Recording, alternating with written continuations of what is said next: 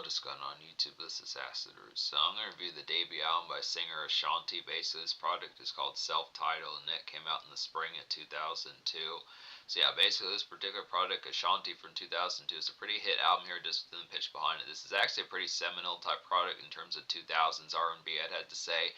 The concept of it, this is a particularly kind of important project just because it was another one that helped kind of flesh out some of the sounds of R&B. Kind of did it without dance songs, particularly kind of did it without full-blown kind of dance songs on here. This is a lot more just kind of makeshift brewing and pitches like that. I definitely like the moodiness of this particular album. Just has different variations, like formats between about, probably I would say, somewhere between about 4:30 p.m. in like the summertime to about 8:30 or 10 o'clock at night, or just pretty much after hours to about, midnight, 1 o'clock, 2 o'clock in the morning as far as this fair is going to happen. But it's just kind of a miss. Like if you like songs like Foolish, there are different variations of that particular song for different parts of the mood and night as far as those pitches can happen. 7 o'clock p.m. type songs, just after hours kickback, some of that malaise and moodiness is the appeal behind it. Smoky, sultry type songs, rosy, rousing factor, just smoky and sultry type songs on here that just have a lot of good conduct and its overall melodic appeal. And the thing about it was after Aaliyah died, and like, the thing about it was after Aaliyah passed in the late summer of 2001, particularly, there was like a gaping hole kind of in R&B in terms of like contemporary R&B as far as this pitch can happen. Aaliyah managed to really transform to get toward things with like neo R&B as far as fairs were kind of happening in like the summer of 2001, but she wasn't able to flesh it out further, and this is before Beyonce went solo in the summer of 2003. So 2002 was kind of an era. The early 2000s were kind of dominated by Ashanti in a lot of ways, just within the pitch behind it. I'd have to say just has some good type context being able to get towards it, and she basically took this particular year by storm.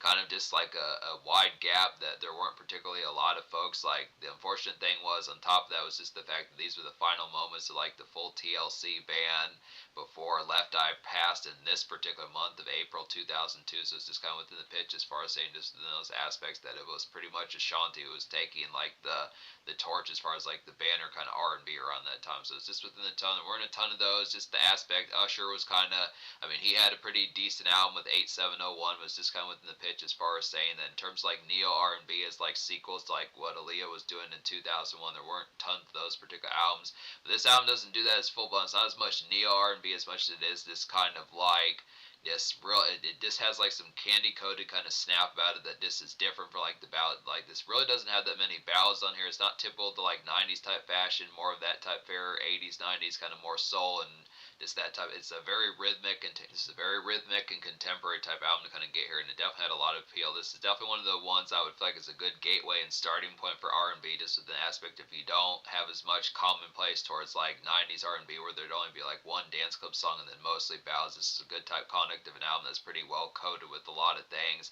Great melodies on here, great productions, just pitches like that. It has the aspect of this some real contemporary tightness. Before folks of like T-Pain, Akon, Usher's Confession, some of those type pitches, Mariah Carey's Emancipation of Mimi, some of those type of pitches. I had to say Trey Songz, some of those type folks. I had to say Neo and some of those type folks. It's just the aspect. This is a good type time, and just overall this album has some great time as far as those first kind of went. This real candy coated type album here. I'd have to say. So it's good type conduct. Just real like the aspect. The deposition behind this project just really delivered as to what it did. So it's a good concept. A lot of these singles were a pretty big deal as well. Just within the concept, I want to say Foolish hit #1 on the Billboard 100. It basically just was a rewrite of Biggie's One More Chance from 1995. It has the same beat as that particular remix of a song, just had to say there, but it just puts in a more R&B type snap. And then Happy and Baby were some nice ones as well. So it's a good type pitch. Probably could have stood to have had a 4th single, probably should have been promoted better, but this album did go triple platinum within the pitch. So it was, like I said, it was a pretty big deal around that time.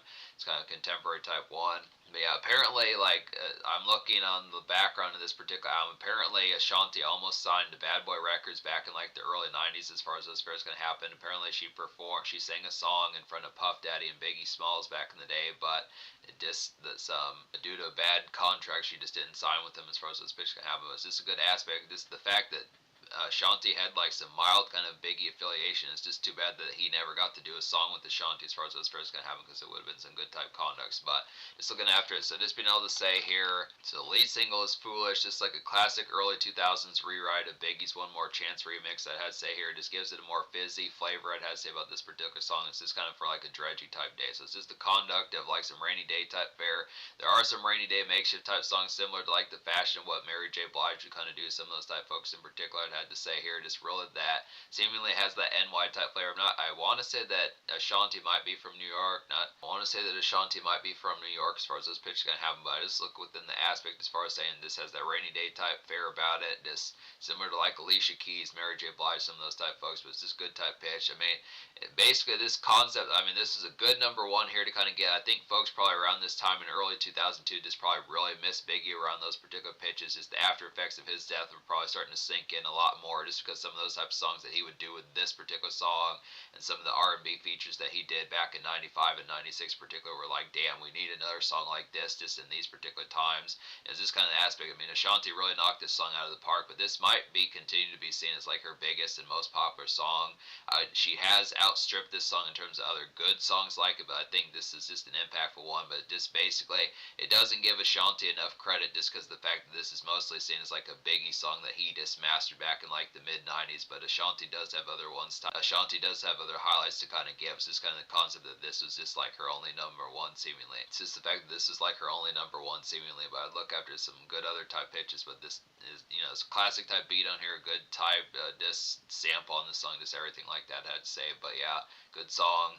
Happy is the second single. Now, this is a real excellent type one. This is pretty much like a top 15 single, something like that. I remember this song from back in the day. Real good appeal about this one. It's real lush type. This like a superb kind of lush and moist kind of early 2000s R&B kind of get here. Very contemporary. This is the sort of stuff that R&B kind of started to transform into. This is a good, like for the time, this is very appealing. This is one of the ones that probably made this album go multi-platinum. I'd have to say just great radio jingle and fizzy kind of dance club bounce about this particular song. Great melodies on here. Very stylish to kind of get within those tones. I think if Ashanti had had more songs like these particular two songs, Foolish and Happy, she probably would have lasted for a lot longer. She was at least there throughout the early 2000s, but after about 2005 with Collectibles by Ashanti, she kind of tapered off a bit. She did manage to finish out the 2000s decade with like a 2008 album, but she really, I mean, she kind of fell apart around the same time that Ja Rule did in like the mid 2000s as well. It wasn't 50 Cent's fault that Ashanti fell apart, but just Murder Inc., the label, kind of fell apart, and Ashanti was unfortunately kind of a part of that. But these were some great songs. His banner songs out of the early 2000s. Happy is a real excellent type one. Pretty much one of the most immediate songs to go for out this album, I'd say. Just a real classic R&B type song from the 2000s. Really nails it. Baby is a nice one as well. This is the third single here. This is a grand rewrite of Scarface's Mary Jane from his The Untouchable album. This makes it more rosy and steamy, I have to say here. Good R&B evening glare to kind of get within those pitches, and great for the after hours as far as those fairs can happen. So it's just good conduct of one. It's kind of missed like the makeshift push. Just a little bit more hangout type fare just about it. It's kind of the cons. This is just kind of a miss like the makeshift push in like a more night shift type mode as far as those fairs can happen with it. Just good type tone as far as that would particularly going to go. This kind of hangout type fare for Bay as far as those pitches can happen. Pretty much goes good with songs like Rescue and Call, some of those type ones that I had to say in movies. I would definitely feel like this kind of an oozing type one, just with an aspect to some of that particular type schmoozeness, just with the tone behind it. Real nice. I mean, the style, it has. This album particularly has flair about it. It's just kind of the concept of this. This is kind of the concept of a little bit early taste of swag rap, not necessarily swag rap, but swag R&B. Because Ashanti pretty much had like some good style. She was similar to Aaliyah. She definitely was like a hot shot type songstress. I'd had to say it's kind of within the context of some good type appeals for some of those type ones. Just being able to nail it with that particular flair. Just good aspect to like some good spice on these songs. Good type moody factors. So it's just good tone for that. But yeah, this particular album is relatively compact. It only has 12 songs on here, but I wound up recommending 10 out of 12 of those songs, and one of which I kind of feel like I don't want to full-bound count Unfoolish as much, just because all that particular song is just a song Foolish with just a Biggie verse that was particularly on, just like his Fuck You Tonight song from Life After Death from 97. So it's just kind of the pitch behind it. Doesn't really contribute to much. Obviously, Big was not able to do an actual verse for Ashanti because this was 5 years after he passed, but it's just within the tone. If you absolutely need that particular pair, you can get that on here, but it's just kind of a superfluous type song, I'd have to say, for the most part. It doesn't really contribute to much because it's not really like a secret kind of big verse. So it just within the tones, it just doesn't really have much composition. So I'd really say it's 10 out of 11 songs on here. And to that end, I'm pretty much going to give this album, it just doesn't feel like much candor to really knock the Unfoolish song because it's the same song as Foolish. I'd have to say this is an extra kind of song, like I was saying, but this is kind of spare. But 10 out of 11, I'd have to say I'm going to give this album just like a 9.5 out of 10. I would give it a 10 out of 10, but it's just within the pitch and just questioning. I mean, it's not so much to knock the album full blown because of Unfoolish, but it's just kind of within the pitch as to questioning what was the particular. I mean, it was good just because the concept that Ashanti was originally going to do a song with Biggie, or have music with Biggie as far as those pairs can happen, but it's just within the pitch. It just feels extra within the pitch behind it. Not extra in like terms of just being doing the most, but just kind of the concept. Just felt like just somewhat unnecessary within the tone. But the only song I don't recommend on here is just Dreams. Just be able to say that's just a personal type one that I just didn't vibe with as much. Pretty much like the only dud on here, the only real one. This is just really a miss the daytime, just the makeshift kind of just more typical work a day type fare, but just didn't have as much pizzazz about it. So yeah, this album gets a 9.5 out of 10. As I say, there's some real nice ones on here. Scared is a real nice one. It's like a sluggish kind of day back and forth. I'd have to say, just a miss like drama. I'd have to say about this. Ashanti kind of gets caught up in dramas just within the pitch behind it. I do like the aspect of this kind of being a miss, like a more just having personal life type fare just within the aspect. This is a personal type album, but it nails it just within the moody factor of doing it. It's like some early 2000s kind of R&B makeshift commute to kind of get here, and definitely like a moody hitter kind of have within those aspects. So there are some makeshift songs on here, songs like Foolish, songs like Baby, songs like Move, or songs like Scared, songs like Call, songs like Leaving, Always on Time Part 2. There's just some ones that are just kind of a miss, like the Standard Commerce of just that particular fare. So this is a good album to kind of have in like your car tape deck as far as those pitches kind of happen, just in the aspect as far as saying it's kind of some songs that has some spin. There's some ones that kind of have like that, some particular kind of rompish conduct as far as those pitches can happen. A little bit light on dance songs within the pitch. At least has the song Happy. Foolish is a relatively nice one. I'd say Movies has that relative type of appeal, but for the most part, it feels more makeshift in mine. But it works for what that is, just because the conduct that the R&B. It wasn't every single R&B album that had wall to wall kind of makeshift songs that just nailed it with that particular just beaming kind of quality about it. So some good type fares for that. Movies is a nice one as well as like a gleaming kind of fizzy night shift flash to kind of get within that tone. Just a late kind of kickback I'd say about this song. Just some summer retired to definitely get here. Just kind of sets the tone as far as those pitches kind of have with it. Just a moody kind of song is like a moody kind of melodic highlight to kind of get within that pitch. Just a more romantic type one just within the fare. Pretty similar to Baby. This goes hand in hand with that particular song Baby. I'd have to say here. Just kind of a conduct is more hangout type fare within the pitch behind it. Just it also goes pretty well with Rescue. I'd have to say some of these type ones for just like that streaming kind of highlight. Despite the fact that this was probably 10, 11 years before Spotify really came about full blown, I'd have to say it's just some good type concepts to let these speakers unwind and just let the concept of some of these some good moments to let songs like Movies and Rescue and Baby to kind of pour out as far as those pitches kind of have for like some streaming type fare just years before Spotify particularly kind of happened just within those aspects that I had to say some good type tones for that. Good mood set and tone set, good tone set type music just for like some sultriness just within the aspect of it. I'd have to say in particular good type tones. Leaving Always on Time Part 2 is a nice one. Now, the original Always on Time, I think, was on Ja Rule's Always, or I forget what his 2001 album was called, but it was off that particular one. It's a single. Ashanti used to team up with Ja Rule quite a bit with some of those type of early 2000 songs, but Always on Time Part 2 is like a busybody kind of slag day commute to kind of get here. Just same makeshift dredge as Foolish, I'd have to say, within those pitches. Same type of day, just within the pitch behind it. It's kind of a rainy but sunny type day, just within the aspect behind it. Same sort of mood, just within that aspect of that particular tone, just set within some of those type of songs within Foolish and some of those type fares, I'd say. Also, another one for that particular fare would be Over, just within those aspects that I'd say. And speaking of Over, we'll go ahead and talk about this one here. But yeah, Leaving Always on Time pretty much has some radio type snap about it. I'd say this probably could have been a decent fourth single just within the pitch behind it. Ja Rule is on this particular song, would work pretty well about it, but it's a real quick one, just real kind of pacey type one to kind of get for like that just relatively bustle kind of snap, just good type tone. Over, like I was saying, is another one just like Foolish and Always on Time Part 2. This is like a rainy day kind of makeshift and soul and rumination kind of get here, just some soul and kind of rumination commerce, I would definitely say. Just a good song to play a few days after Foolish, I would feel like, within the tone behind it. Just overall nice one. So it's just the aspect of this relatively this one's a little bit more slowed down. It's more of a stewing type song, kind of get within the pitch behind it. Just kind of the concept of just acclimated, like the concept of just taking in the after effects of like the aftermath of what was going on as far as this pitch kind of having just some good type conduct for that relative type fare, just kind of brewing for a bit, and just kind of the concept of just pivoting to next moves as far as those pitches kind of happen there. Good type tone for that. I'm trying to think of other songs I haven't talked about here. Oh yeah, I don't think I've talked about Voodoo. This is like a caught up in like some blurry drama kind of night living malaise kind of get here. I'd have to say about this one. This errands and outs music, I would definitely feel like just amongst like the late haze kind of get within those conducts. So this is just one. It's kind of one that's pretty similar to like Baby, I'd have to say, just not quite as. This one's just kind of a caught up and kind of sprung type song, kind of get within those aspects as far as those pitch kind of happen with it, just to miss like the night commerce. But this is some more traffic type one, kind of get within those tones. Very similar to songs like Call, just a little bit more frenetic, a little bit more bustle than the song Call, but just works within the same pitch behind it. So those are some nice ones.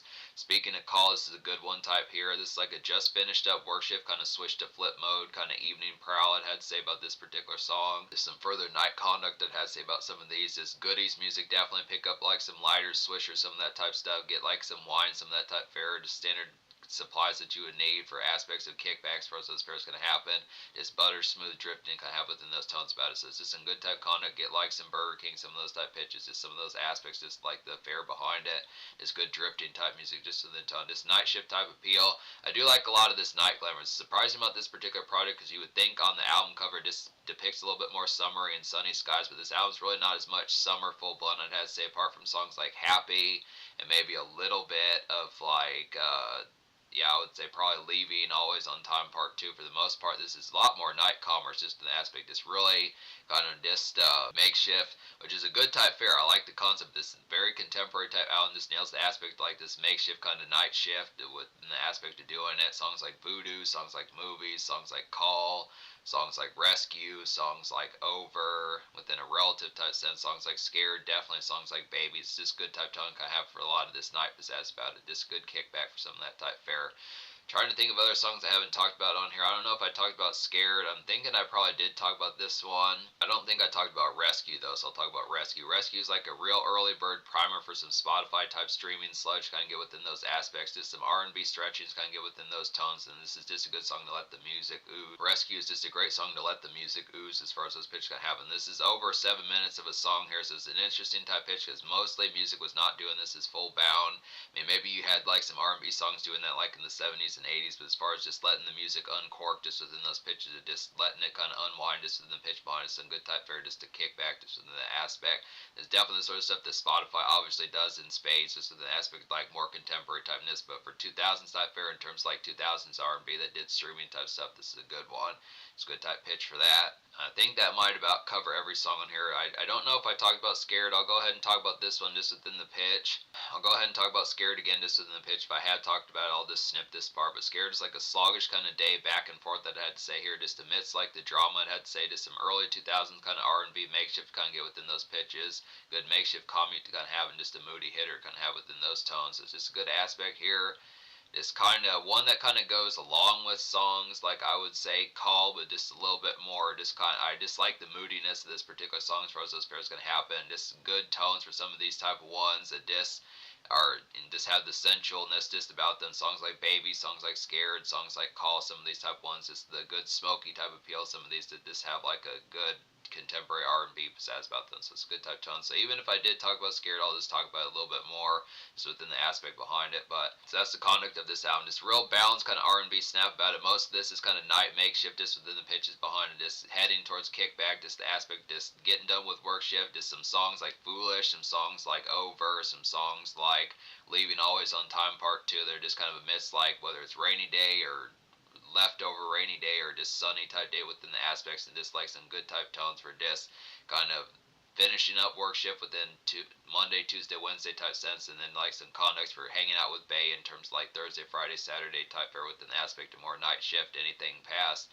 probably like 5:30 p.m. I'd say within the tone. So some good type conducts for that, along with one or two lone dance songs on here. Happy is definitely a great nightclub type song for like some step out, and I'd say Baby is pretty close to that as well within a relative sense, kind of an in between to hang out, kind of more smoky hangout, and also a relative kind of just smoky kind of venue hangout just within the pitch behind. So it's a good type tones.